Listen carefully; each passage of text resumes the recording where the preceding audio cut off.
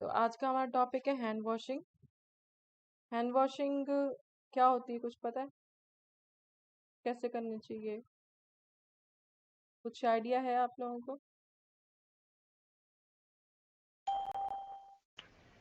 Ma'am पहले बताया था मैम ने, एक तो सर्जिकल हैंड वॉशिंग होती है। हम्म। ठीक है। तो हैंड वॉशिंग क्या होती है? ये दो तरह की होती है हैंड वॉशिंग। एक मेडिकल हैंड वॉशिंग होती है, एक सर्जिकल हैंड वॉशिंग। तो इसके पहले डेफिनेशन हम लोग करते हैं। Definition of hand washing. Hand washing का मतलब क्या होता है, इसको हम दूसरे रूप में जानते हैं, हैंड हाइजीन भी हम इसे बोलते हैं। तो हम इससे क्या करते हैं, किसी लिक्विड से या अल्कोहल की हेल्प से या फिर सोप की हेल्प से क्या होता है, जितने भी सॉइल होता है, मतलब मिट्टी वगैरह होती है हमारे हाथ में, या डर्ट वगैरह होती है, या माइक्रोनिज्म्स होते हैं, उसको हम लोग जब हम लोग सोप यूज करते हैं या कोई लिक्विड यूज करते हैं या फिर सैनिटाइजर वगैरह यूज करते हैं, उससे हम लोग क्या है उसको रिमूव करते हैं। अगर हमारे हाथ में सॉइल वगैरह लगा है तो हम लोग क्या है हैंड वॉशिंग के लिए सोप यूज करते हैं। अगर हम लोगों ने जनरल हैंड वॉशिंग करनी है तो हम लोग क्या है सैनिटाइजर वगैरह यूज कर सकते हैं। पर्पस क्यों हम लोग हैंड वॉश करते हैं, ताकि जो बैक्टीरिया होते हैं जो हमारे हैंड्स में लगे होते हैं, उसे हम लोग क्या है रिमूव कर सकें। ठीक है, फिंगर्स में, हैंड में, फोर आर्म्स में, बिटवीन द फिंगर्स जो होते हैं उनको हम रिमूव कर सकें। क्योंकि अगर हम गंदे हाथ से ही खाना खाएंगे तो क्या होगा, वो बैक्टीरिया जो होंगे हमारे मुंह माउथ के अंदर चले जाएंगे, और वो क्या है माउथ की डिजीज कर सकते हैं, या फिर क्या है अंदर जाके और डिजीज क्रिएट कर सकते हैं। और क्या है ये transmission infection of the patient. जैसे क्या है, हम पेशेंट को हॉस्पिटल्स में क्या करते हैं, हम एक पेशेंट को हाथ लगाने के बाद हैंड वॉश करते हैं, फिर नेक्स्ट पेशेंट के पास हम लोग जाते हैं। इसका रीज़न यही है क्योंकि एक पेशेंट से दूसरे पेशेंट को इन्फेक्शन ना जा सके, और ये भी रीज़न है कि उस पेशेंट से हमें इन्फेक्शन ना हो सके। ठीक है, तो इसलिए क्या है हर एक पेशेंट को हम लोग देखने के बाद क्या अच्छी तरह से अपनी हैंड वॉश क्या प्रॉपरली करते हैं। ठीक है, ये भी मैंने आपको समझा दिया। और क्रॉस इन्फेक्शन को भी प्रिवेंट करने के लिए कि एक पेशेंट से दूसरे पेशेंट को ये डिजीज कोई भी ना चली जाए। उसके बाद में when do you perform hand hygiene, कब हमें हैंड हाइजीन करनी चाहिए? बिफोर इनिशियल पेशेंट और पेशेंट एनवायरनमेंट कांटेक्ट। मतलब क्या है, पेशेंट को हाथ लगाने से पहले, ताकि हमारे से कोई डिजीज या हमसे कोई इन्फेक्शन जो है वो पेशेंट की तरफ ना चले जाए। हमसे मतलब हॉस्पिटल्स में डॉक्टर को देख के आए पेशेंट, उसके बाद में उसने हैंड वॉश नहीं किया और सीधा दूसरे पेशेंट के पास चला जाए, और जिस पेशेंट के पास से आया उसको कम्युनिकेबल डिजीज थी, तो क्या है वो कम्युनिकेबल डिजीज क्या दूसरे पेशेंट को भी हो सकती है। तो इसलिए पहले पेशेंट को टच दूसरे पेशेंट को टच करने से पहले क्या है, हमेशा हैंड वॉशिंग करनी चाहिए। और क्या एसेप्टिक टेक्निक और क्लीन प्रोसीजर से, ये मैं आपको बताऊंगी आगे कैसे होता है क्लीन प्रोसीजर। एसेप्टिक टेक्निक मतलब क्या है, प्रॉपरली आपने लिक्विड ऐसा नहीं पानी में धो के आप चले गए, आपको प्रॉपरली सोप या सैनिटाइजर या फिर जो लिक्विड होते हैं उससे अपने हैंड को प्रॉपरली वॉश करना चाहिए। उसके बाद में है आफ्टर बॉडी फ्लूइड एक्सपोजर। जैसे आप कोई भी यूरिन किसी का चेक किया या यूरिन किसी का लिया है आपने सैंपल के लिए, या बॉडी ब्लड आपने किसी का सैंपल के लिए लिया है, तो उसके बाद भी आपने अपने हैंड वॉश करने हैं properly. After contact with patient और इन पेशेंट एनवायरनमेंट, ये मैंने आपको पहले समझा दिया, पेशेंट्स को छूने से पहले और छूने के बाद हमें हैंड वॉश करनी चाहिए। अगर आप सोप यूज कर रहे हो तो 20 सेकेंड्स तक अपने हैंड्स को क्या है प्रॉपरली वॉश करना है। इंडिकेशन ऑफ हैंड हाइजीन क्यों करते हैं, जब हमारे हाथ क्या बहुत डर्टी होते हैं, ठीक है, गंदे होते हैं, मिट्टी लगी होती है या फिर कंटेमिनेटेड होते हैं, मतलब हम किसी एक पेशेंट को टच करके दूसरे पेशेंट को टच करने जा रहे हैं, तो उससे पहले क्या है हमें हैंड वॉश करना है। ठीक है, हम लोग इसमें सोप या वाटर का यूज करते हैं। और इसमें क्या होगा, अगर हम लोग ऐसे करेंगे कि एक पेशेंट को टच कर लिया, फिर हम दूसरे पेशेंट को टच करने से पहले अपने हैंड वॉश कर रहे हैं, तो हम लोग जो हॉस्पिटल में जो इन्फेक्शन होती है उसका नाम बोलते हैं नोसोकोमल इन्फेक्शन, उसको होने से हम बचा सकते हैं। एक पेशेंट से दूसरे पेशेंट को जो इन्फेक्शन होती है उसको बोलते हैं नोसोकोमल इन्फेक्शन हॉस्पिटल में, तो वो होने से हम क्या बचा सकते हैं हॉस्पिटल्स में। Specific indication for hand washing before and after. Before कब, पेशेंट का कांटेक्ट, मतलब पेशेंट से हाथ धोने से पहले हम लोगों ने हाथ धोने हैं। जब हम लोगों ने कोई ग्लव्स पहनना है, ठीक है, तब हम लोगों ने हैंड वॉश करने हैं।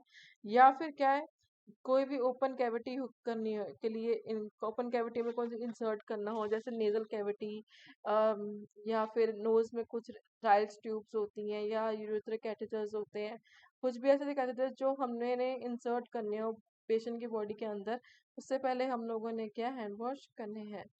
और आफ्टर में कैसे, जब पेशेंट से कांटेक्ट, जैसे पेशेंट को हम लोग हाथ लगा के आए हैं उसके बाद में क्या है, फिर अपने हैंड वॉश करने हैं।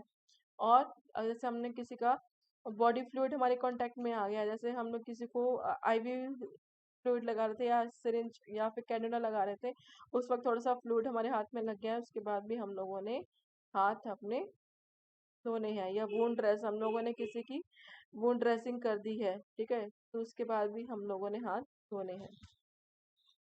टाइप्स ऑफ हैंड वॉशिंग, दो मैंने आपको बताया, दो तरह की होती है। पहली है medical hand washing. Medical hand washing को हैंड हाइजीन भी बोलते हैं। इसमें क्लीन करते हैं हम लोग अपने हैंड्स को, ताकि जो हाथ में से सॉइल वगैरह होती है, डर्ट होते हैं, मैग्नेटिज्म्स को हम लोग किल कर सकें। और जो मेडिकल हैंड वॉशिंग होती है, ये क्लीन करती है हैंड से बैक्टीरिया, वायरस को। और अ, और इसको क्या है, प्रॉपरली अगर हम लोगों ने केमिकल को यूज किया है, जैसे केमिकल मतलब कोई ऐसा स्ट्रॉन्ग केमिकल हैंड वॉश करने के लिए, तो वो हमारे हाथ को क्या है, नुकसान पहुंचा सकता है, तो हमेशा सोप हम लोग प्रेफर करते हैं। नेक्स्ट है surgical hand washing. Surgical hand washing जो होती है वो हम लोग बहुत इंपॉर्टेंट हैंड वॉश होती है, क्योंकि इसमें क्या करते हैं हम लोग, ओटी में इसको यूज करते हैं सर्जिकल हैंड वॉशिंग को। इसमें हम लोग क्या करते हैं, जितने भी हम लोग पेशेंट के ऊपर जितने भी जख्म होते हैं, वुंड्स वगैरह होते हैं, उसे क्लीन करने के लिए, या फिर क्या है, कुछ भी ऑपरेट करने से पहले हम लोग ये सर्जिकल हैंड वॉश करते हैं। अगर हम लोग ने सर्जिकल हैंड वॉशिंग का प्रॉपरली नहीं करेंगे, तो क्या है, पेशेंट को इन्फेक्शन हो सकती है इंटरनली, और उसका आगे आगे एब्सेस भी बन सकते हैं, जिसे कह सकते हैं फ्लूइड पस फॉर्मेशन हो सकती है। ठीक है, तो इसलिए क्या है, सर्जिकल हैंड वॉशिंग करनी बहुत जरूरी है। और ये surgical hand washing 5 to 10 minutes के लिए हम लोग करते हैं। नेक्स्ट है how to perform hand hygiene. अपना हाथ प्रॉपरली हम लोगों ने वेट करने हैं, फिर रनिंग वाटर के नीचे अपने हाथ रखने हैं, सोप लगाना है ओवर द डिस्टेंस, और रन, फिर उसके बाद में 15 सेकेंड्स तक अगर हम कर रहे हैं मेडिकल हैंड वॉशिंग, तो पाम टू पाम करने हैं, finger of each hand, opposite palms between the round finger, और थंब को भी हम लोगों ने करना है, रब back of the each hand with opposite size rinse together. ये मैं आपको आगे बताऊंगी, हम लोग मैं पिक्चर्स दिखाऊंगी। इक्विपमेंट कौन कौन से यूज करते हैं, सोप एंड सोप डिश होता है, कोई भी एंटी बैक्टीरियल सोप आप यूज कर सकते हैं, सर्जिकल स्क्रब ब्रश होता है, रनिंग वाटर होते हैं, टॉवल होता है। अगर आपके नेल्स कटे नहीं है तो उसके लिए नेल कटर आप यूज कर सकते हो इक्विपमेंट में, ये नेल कटर रख सकते हो, फाइलर रख सकते हो। Steps of hand washing,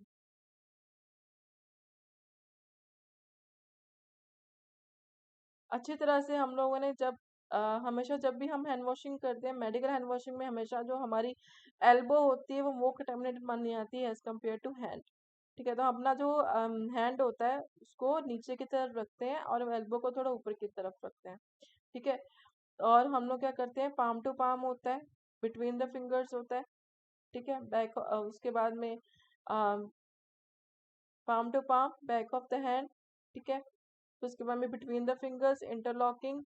Thums को हम लोग इसमें रोटेशन मोशन में करते हैं, फिर फिंगर्स को भी ऐसे रोटेशन मोशन में इंडिविजुअली करते हैं, फिर उसके बाद फिंगर टिप्स को हम लोग इसको करते हैं, उसके बाद में रिस्ट करते हैं रोटेशन मोशन में, फिर उसको वॉश करते हैं। सिर्फ ध्यान ये रखना है, मेडिकल हैंड वॉशिंग में आपका हाथ नीचे से की तरफ होना चाहिए और एल्बो थोड़ा ऊपर की तरफ होनी चाहिए। ठीक है, यहाँ पर आप देख सकते हो स्टेप में, palm to palm, back of the hand, interlocking, फिर ये इंटरलॉकिंग है। ठीक है, ये बिटवीन द फिंगर्स है। उसके बाद में यहाँ पर है हम पहले थंब को करें रोटेशन मूवमेंट में, वो सारी फिंगर्स को ऐसे करेंगे, फिर उसके बाद में टिप्स, फिर उसके बाद में रिस्ट। ठीक है, ये स्टेप्स है जो हम लोगों को फॉलो फॉलो करने में, रिपीट कर रही हूँ। Palm to palm, back of the hand, between the fingers, interlocking, thumbs को रोटेशन मोशन में ऐसे ही फिंगर्स को, उसके बाद में टिप्स ऑफ द हैंड, फिर रिस्ट।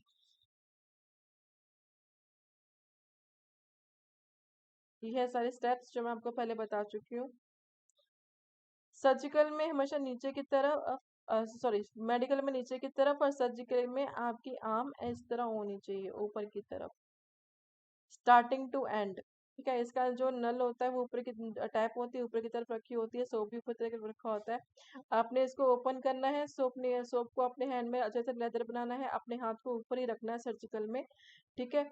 और एल्बो को नीचे की तरफ रखना है, और हैंड हैंड ऊपर की तरफ होगा, क्योंकि एल्बो को मोर कंटेम्परेटेड यहाँ पर माना जाता है, ठीक है। फिर उसके बाद में आपने क्या करना है, इसको ऊपर की तरफ रख के प्रॉपरली सारे स्टेप्स जो ये वाले स्टेप्स है, palm to palm, back of the hand, ये सारे स्टेप्स क्या है आप लोगों ने यहाँ पर करने हैं। उसके बाद ये सारे जितने भी स्टेप्स करोगे ध्यान में रखना कि आपके हाथ जो ऊपर की तरफ हो, ठीक है। फिर उसके बाद में ऐसे ही ऊपर टॉवल होगा, जब आप प्रॉपरली क्लीन कर लोगे तो ऐसे ही ऊपर टॉवल होगा, उससे क्या है इसी पोजीशन में रख के आप लोगों को हैंड जो वाइप करना है। उसके बाद में आप जो है आगे का प्रोसीजर कर सकते हैं। अगर आपने कोई भी स्टेप मिस कर दिया, यहाँ यहाँ वहाँ टच कर दिया, तो आपको जितने भी स्टेप्स है वो दोबारा करने होंगे, ठीक है। मेडिकल में क्या होता है, आपके हैंड नीचे होते हैं और एल्बो ऊपर की तरफ होती है। तो हैंड नीचे होंगे तो हैंड को ज़्यादा कंटेम्परेट माना जाता है एज कम्पेयर टू एल्बोज। और सर्जिकल में क्या होता है, एल्बो को ज़्यादा कंटेम्परेट माना जाता है एज कम्पेयर टू हैंड्स, ठीक है। तो ध्यान सिर्फ स्टेप्स वही है, सिर्फ हाथ कैसे प्लेस करना है ये आपको पता होना चाहिए। तो ये था आज का टॉपिक, हैंड वॉशिंग।